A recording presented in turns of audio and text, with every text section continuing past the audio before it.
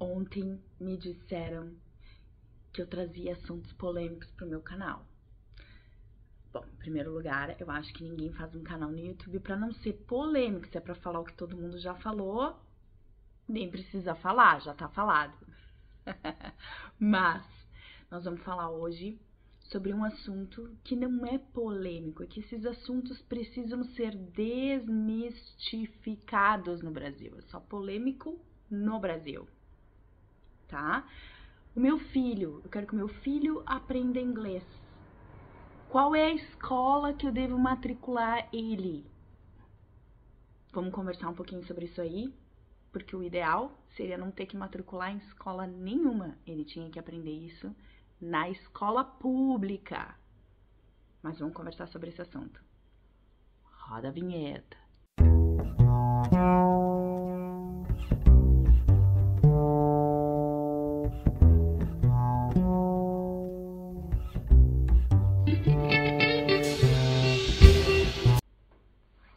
Pois é, esse é o assunto. Ontem conversei com uma amiga minha que estava me contando, porque já faz mais de 6 anos que eu não estou atuando como professora no Brasil, na minha realidade, né? Então, ela veio me atualizar de várias, inúmeras novas escolas de inglês com métodos incríveis, e muitas delas, sim, trazem métodos bem interessantes, coisas inovadoras ou diferentes do que já tinha se visto antes, para ensinar crianças, para ensinar inglês para crianças. Tudo muito bom, tudo muito bem. Mas qual é a minha conversa sobre isso aqui? Em primeiro lugar, o Brasil é o único país do mundo com mais escolas de inglês do planeta Terra. Existem em média 150 escolas de inglês, mas isso a gente está contabilizando essas grandes redes, né? Com grande poder de marketing.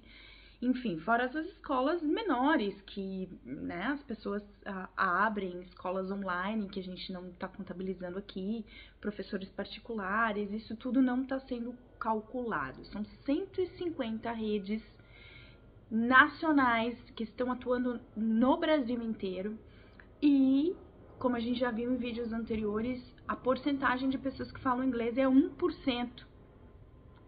Isso aí tem que fazer as pessoas se questionarem no Brasil. Como é que tem o maior número de escolas de inglês no mundo e o menor número de pessoas falantes no mundo?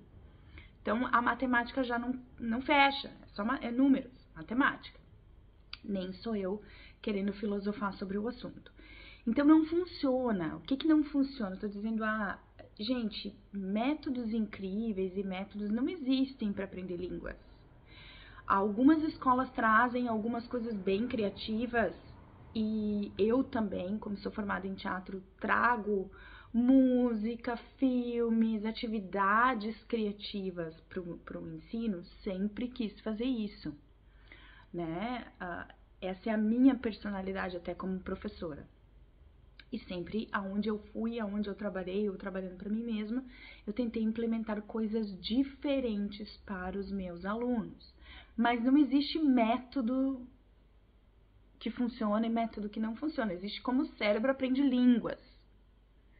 Então não é um método, é como o cérebro aprende línguas, é como o cérebro memoriza vocabulário, é como o cérebro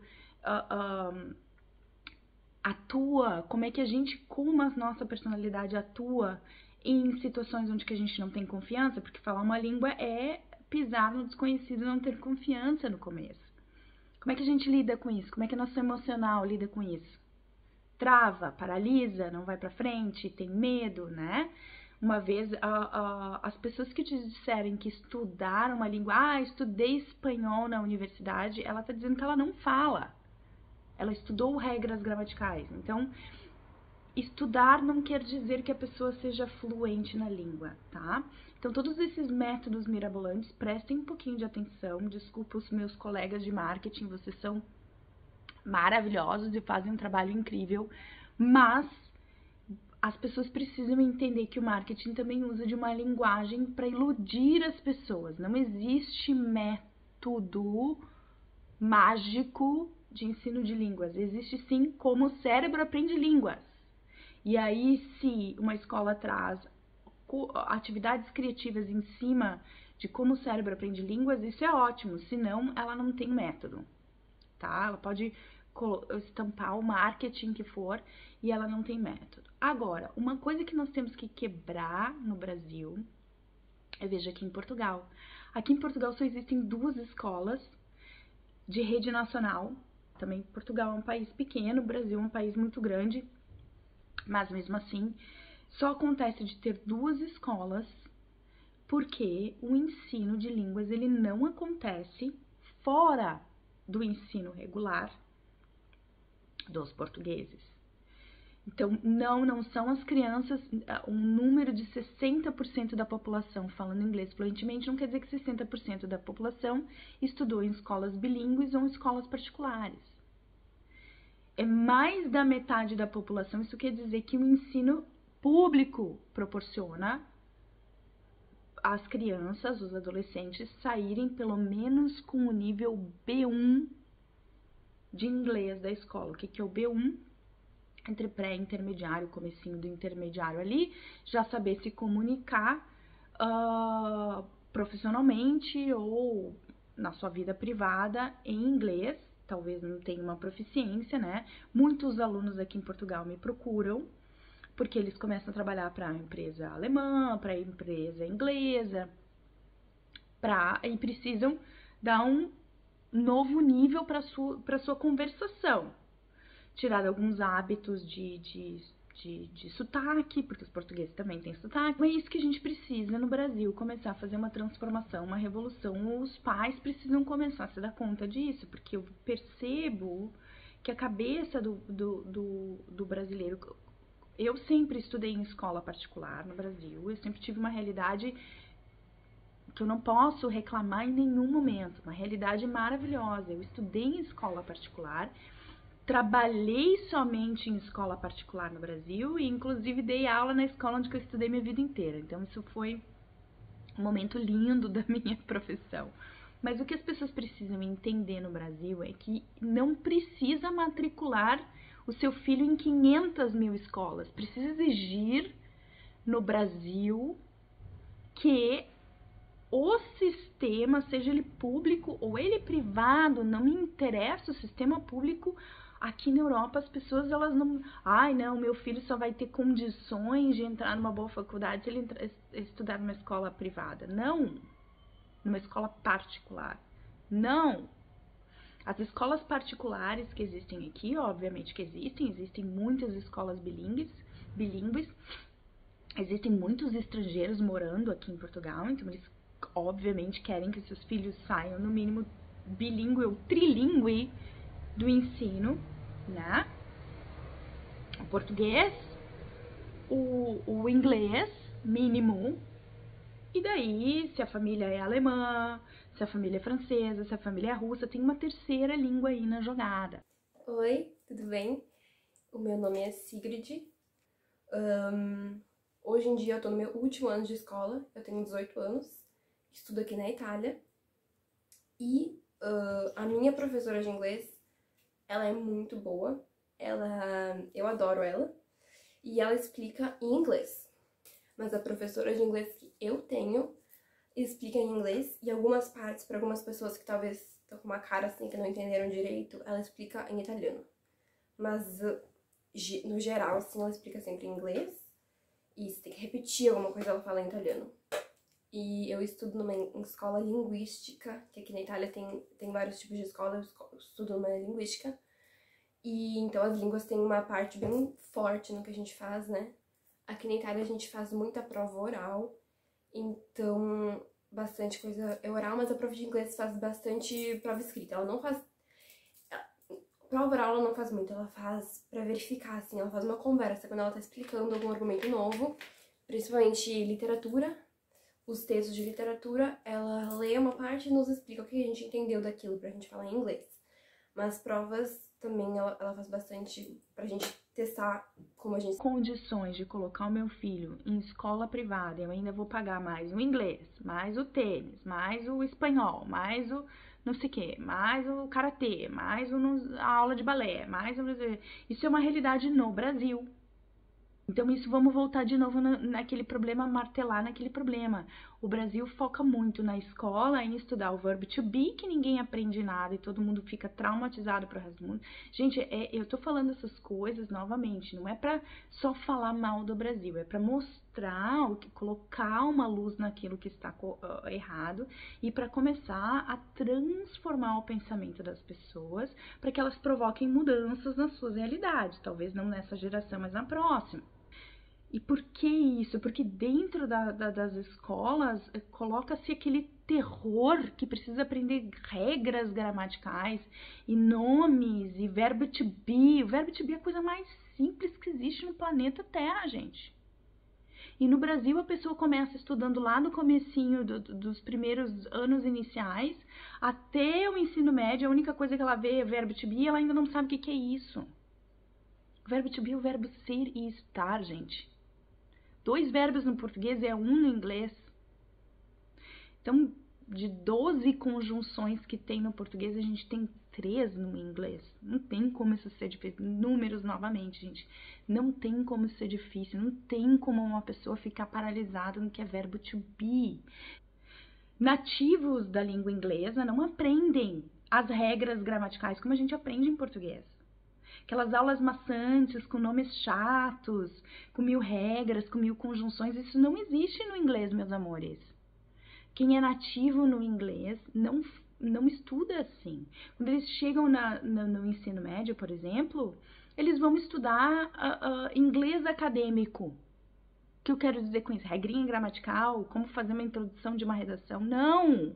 É como escrever para a universidade, como é que tu vai ter uma forma acadêmica de expressar o inglês. Tu já sabe inglês. Precisa ter 1000 regras para já saber o inglês. A literatura é muito mais explorada, a escrita, o desenvolvimento da escrita é muito mais explorada, a interpretação de texto é muito mais explorada, e não regras gramaticais e aulas maçantes com nomes. Oi, então, eu me chamo Danica, eu tenho 15 anos e eu estudo aqui na Itália. Eu estudo na mesma escola que minha irmã, numa escola linguística. Eu estou no 2º ano dessa escola, então ainda faltam, faltam 4 anos. Né? Faltam 4 anos pra eu acabar, porque no total tem 5. E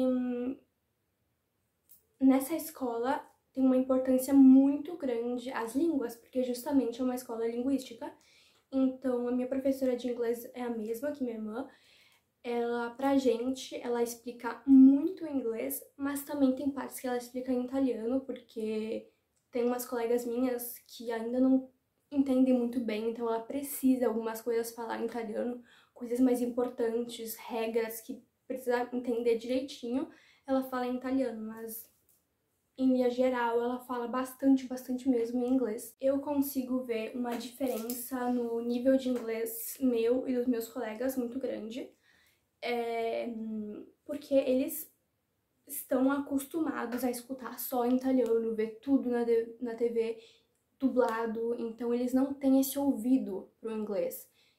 E isso influencia muito também na pronúncia. Então eu vejo que minha pronúncia ela é muito boa, mas obviamente eu ainda tenho que melhorar bastante na gramática.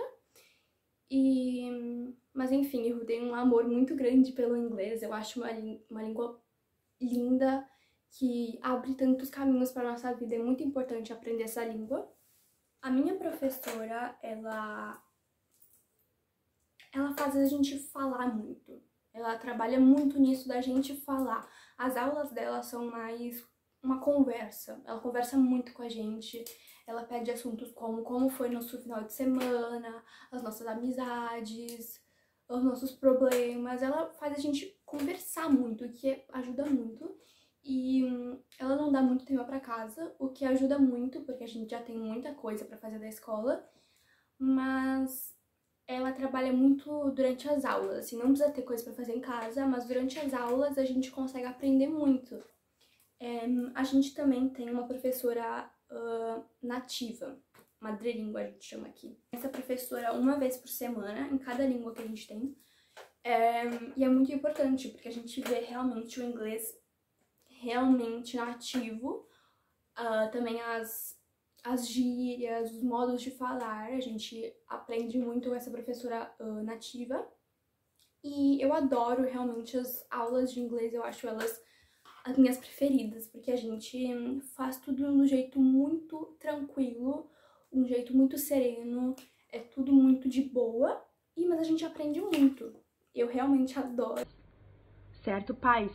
Parem de pensar em inúmeras mil escolas com métodos fantásticos para matricular os seus filhos em aulas extracurriculares.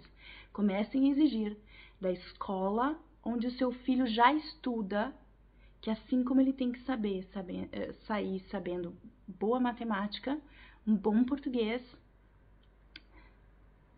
mas muitas outras coisas, né, que é para isso que ter bom conhecimento de história, um bom conhecimento de geografia, não tô desmerecendo todas essas matérias, tudo é importante.